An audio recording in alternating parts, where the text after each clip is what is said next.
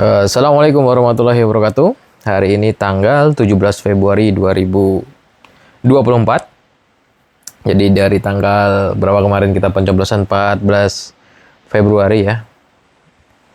Memang banyak kita dapati informasi teman-teman, saudara-saudara semua yang ada di luaran sana mempertanyakan dengan aplikasi yang ada di KPU gitu kan. Pertama masih ini ya, maksudnya saya pribadi masih berpikir oh wajar lah, paling aplikasinya error, jadi inputnya beda dengan angka yang ada di C1 Plano. Cuma masalahnya ternyata ini kejadian di lebih dari 2.200 TPS, itu lebih ya. Mungkin akan bertambah sampai saat ini.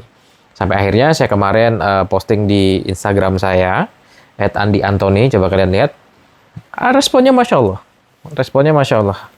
Kurang lebih ada sekian ratus ribu orang yang melihat dan lebih dari 400 komentar. Itu juga menyayangkan hal yang sama gitu. Dalam arti gini, pemilu itu kan event tahunan, 5 tahunan yang sangat besar ya. Bagi saya itu sangat penting untuk Indonesia gitu kan.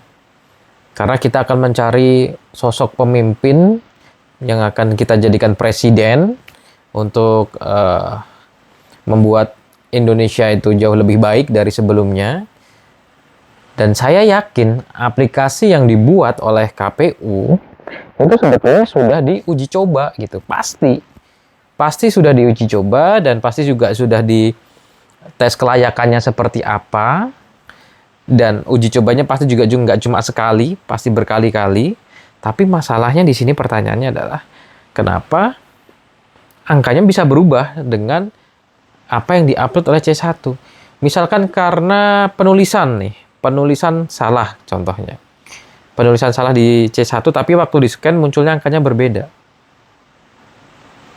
Apakah sesusah itu membuat aplikasinya? Maksudnya saya yakin orang Indonesia itu di sini tuh banyak yang jago programming lah, IT dan lain-lain untuk membuat program scan angka, dan itu scan angka itu kan sebetulnya sudah banyak ini ya, banyak aplikasinya dan mudah di scan. Dalam arti gini, waktu contoh di lalu lintas kan, kita lihat di lalu lintas itu ada banyak kamera yang bisa nyekan plat mobil, plat motor yang melanggar lalu lintas. Itu sepertinya mudah dibuat, padahal itu jaraknya jauh gitu. Sedangkan untuk C1 Plano itu kan difoto dengan jarak yang sejajar dan insya Allah gambarnya rata-rata bening gitu, bisa dibaca gitu.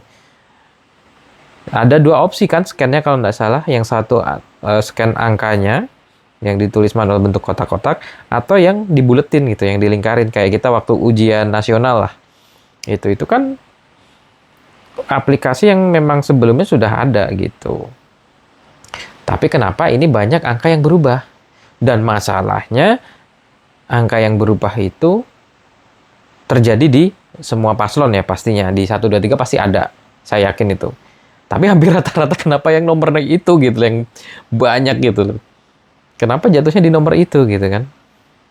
Di nomor yang tiba-tiba baru perhitungan masih dilakukan, tapi tiba-tiba di layar kaca di TV sudah muncul di atas 50% intinya perhitungannya. Ya saya sih ketawa aja gitu, di sini masih ngitung kan. Bahkan juga teman-teman yang jadi tim KPPS baru pulang itu subuh, nyampe rumah ada yang baru jam 7 pagi nyampe rumah, terus tidur, istirahat sebentar, nanti zuhur udah balik lagi untuk beres-beres. Itu pun masih ada beberapa TPPS, tim TPPS yang belum upload hasilnya karena ini udah di-scan berkali-kali, diedit pun nggak bisa gitu. Belum disubmit sampai beberapa hari itu. Maksudnya besoknya sampai besoknya lagi. Ini gimana gitu. Karena apa? Karena di tim di tim TPPS ya. Itu tuh KPPS atau TPS sih? Nah itulah pokoknya orang yang bertugas itu, mereka tuh bingung karena itu bentuk pertanggungjawabannya dia. Saat dia ngefoto C1 planonya, kemudian diupload lagi. Mereka nggak mau ada kesalahan. Karena apa? Takutnya nih, yang disalahin adalah mereka yang tim lapangan. Padahal mereka udah amanah dan jujur kan. Belum lagi nanti orang KPU-nya gitu. Orang KPU pasti kena gitu kan. Kenanya mana? Ya karena aplikasinya yang error gitu, nggak bisa nyeken gitu kan. Tapi ya seperti inilah kondisi yang terjadi di 2024 ini pemilunya. Ya saya nggak peduli, maksudnya gini, terserah siapapun yang jadi presiden, cuma saya tekankan di sini, mari kita kawal perhitungan suara ini dengan jujur dan adil gitu. Jadi kita sama-sama puas. Karena apa? Ini nggak sedikit biaya yang dikeluarin gitu kan. Biaya yang dikeluarin itu miliaran atau triliunan mungkin ya untuk pencoblosan presiden ini. Dan kalau bisa sih 1 putaran aja deh. Nggak usah bikin 2 atau 3 putaran. Aduh, apalagi kalau 2 putaran, itu duit lagi yang kebuang ya Allah. Padahal itu bisa dibuat untuk membantu saudara-saudara kita yang memang lagi membutuhkan gitu. Ataupun kalau memang sistemnya mungkin sudah disetting, ya sudahlah. Ngapain ada ini pencoblosan lagi kalau memang sudah disetting? Udah langsung tunjuk aja, misal presiden punya hak untuk menunjuk seperti gubernur misal, ya sudah gitu aja. Jadi nggak usah capek-capek pemilu kan kalau ujung-ujungnya dijadiin settingan semua. Udah rakyatnya saling hujat lah, udah rakyatnya saling sindir. Jangankan rakyat, di dalam keluarga aja, grup family gitu kan, grup keluarga besar juga bisa saling menjatuhkan. Jadi capek sebetulnya masyarakat tuh. Ayolah gitu kan.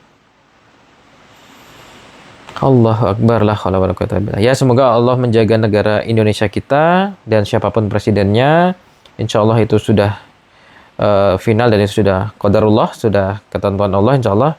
Semoga Allah menjaga iman mereka yang jadi presiden, menjaga akhlaknya, adabnya, dan bisa memajukan bangsa Indonesia ini jauh lebih baik lagi.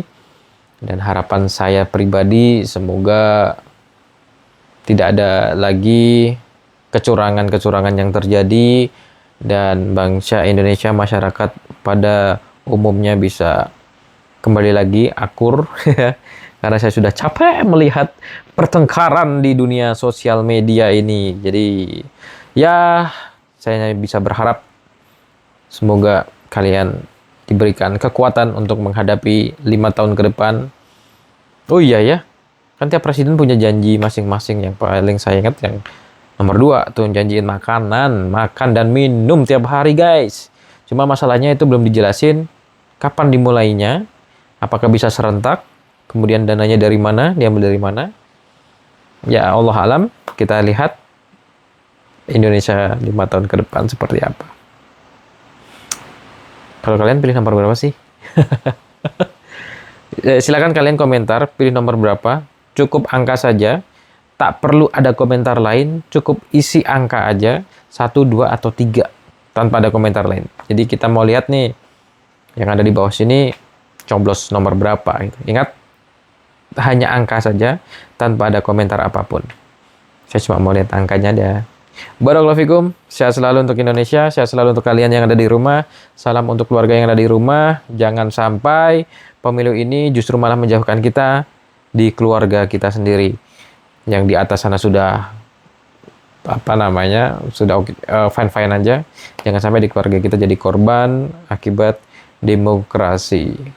Bukan demokrasi sih, akibat pemilu ya, gitu, yang cukup panas. Kalau bagi saya pribadi, pemilu kali ini pemilu yang sangat disayangkan ya,